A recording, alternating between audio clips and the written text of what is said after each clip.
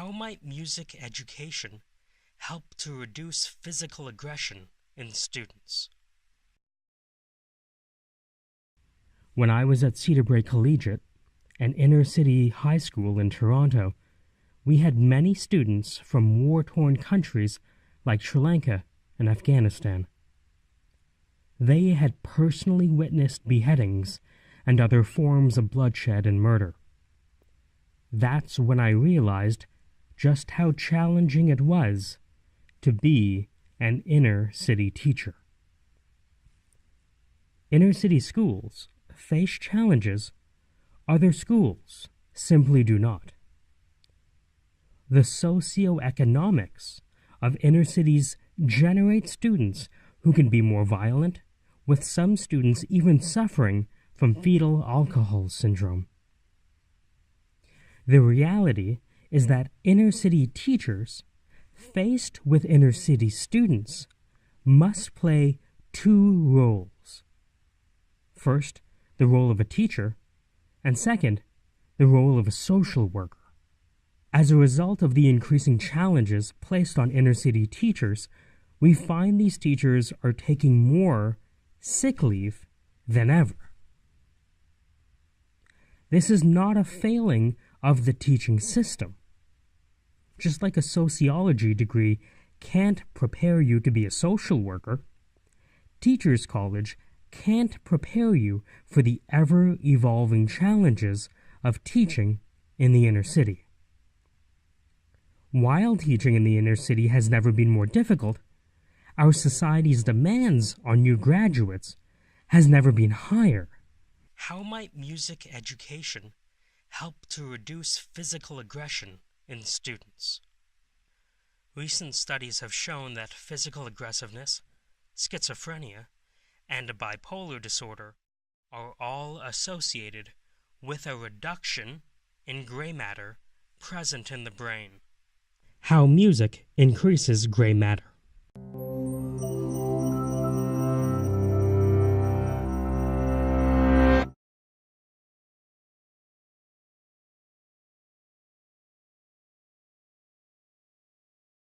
Did you know that every time musicians pick up their instruments, there are fireworks going off all over their brain? On the outside, they may look calm and focused, reading the music and making the precise and practiced movements required. But inside their brains, there's a party going on. How do we know this? Well, in the last few decades, neuroscientists have made enormous breakthroughs in understanding how our brains work by monitoring them in real time with instruments like fMRI and PET scanners. When people are hooked up to these machines, tasks such as reading or doing math problems each have corresponding areas of the brain where activity can be observed. But when researchers got the participants to listen to music, they saw fireworks. Multiple areas of their brains were lighting up at once as they processed the sound, took it apart to understand elements like melody and rhythm, and then put it all back together into unified musical experience.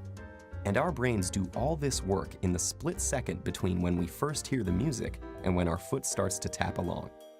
But when scientists turn from observing the brains of music listeners to those of musicians, the little backyard fireworks became a jubilee. It turns out that while listening to music engages the brain in some pretty interesting activities, playing music is the brain's equivalent of a full-body workout. The neuroscientists saw multiple areas of the brain light up, simultaneously processing different information in intricate, interrelated, and astonishingly fast sequences. But what is it about making music that sets the brain alight? The research is still fairly new, but neuroscientists have a pretty good idea. Playing a musical instrument engages practically every area of the brain at once, especially the visual, auditory, and motor cortices. And as with any other workout, disciplined, structured practice in playing music strengthens those brain functions, allowing us to apply that strength to other activities.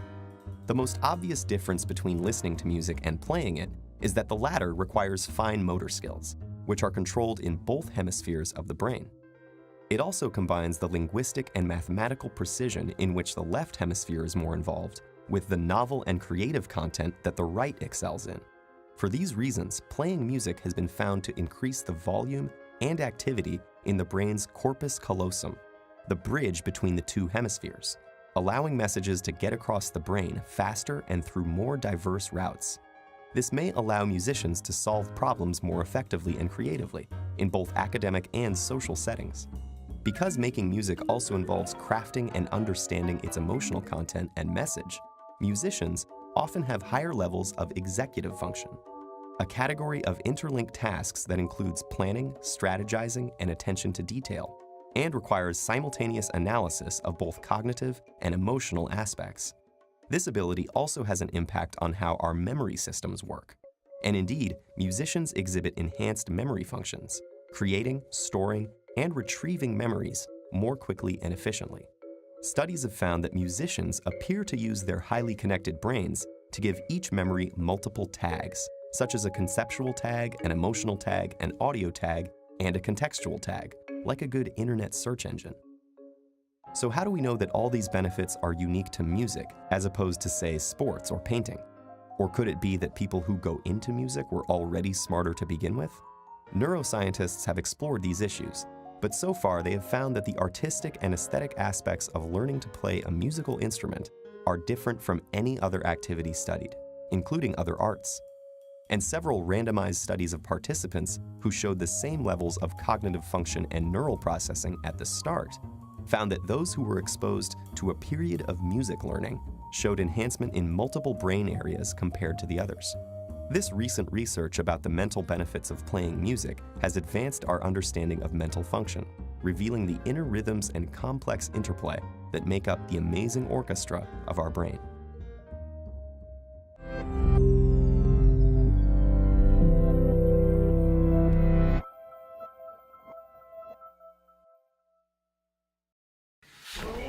School boards were informed by email on Friday that a special fund was being cut by $25 million. It provides programs for students with special needs and from low-income families. There was even a program designed to keep at-risk youth off the street after Toronto's spike in gun violence. Now Canada's largest school board is scrambling to assess the damage. I think we see that the cuts are going to be borne by the poorest in our society. We asked the government to clarify how much has been cut overall and where they plan to trim next, but we haven't heard back. Music and gym are next. In the case of physical aggression, a lower density of gray matter was present in the ventromedial prefrontal cortex. The ventromedial prefrontal cortex, or VMPFC, is located in the frontal lobe at the bottom of the cerebral hemispheres and is implicated in the processing of risk and fear, as it is critical in the regulation of amygdala activity in humans. It also plays a role in the inhibition of emotional responses and in the process of decision-making and self-control. How might an increase in gray matter have an effect on the physical aggressiveness of inner-city students? How'd you get introduced to St. Albans? I had a great friend of mine named Dean Eiffel, and he was an actor who was on the show Degrassi Junior High. And he was the actor Bronco from the show, who was a main actor, beautiful person. And he was working with youth who were troubled to try to help them to a better life. And so he brought me into a program with St. Albans Boys and Girls Club called, the Act Out program. And what we did was we created plays for the kids that were in trouble that let them express themselves. And part of the program was developing a studio that they could make beats and the music for the show that we were doing called the Act Out Project, and make the beats for the show that we could use in the show.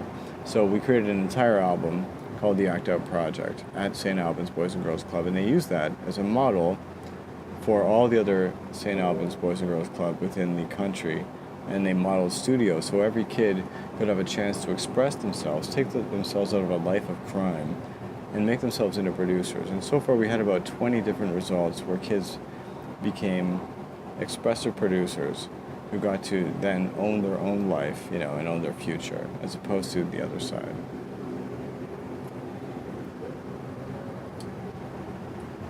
What advice would you give to 18-year-old Dave?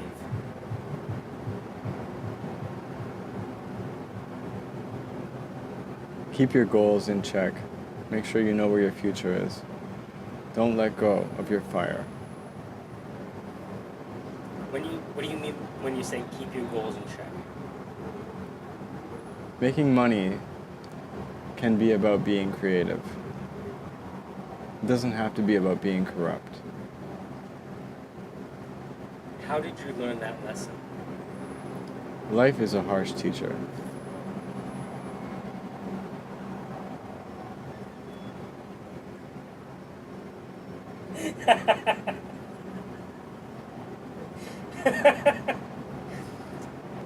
What's the secret of great audio?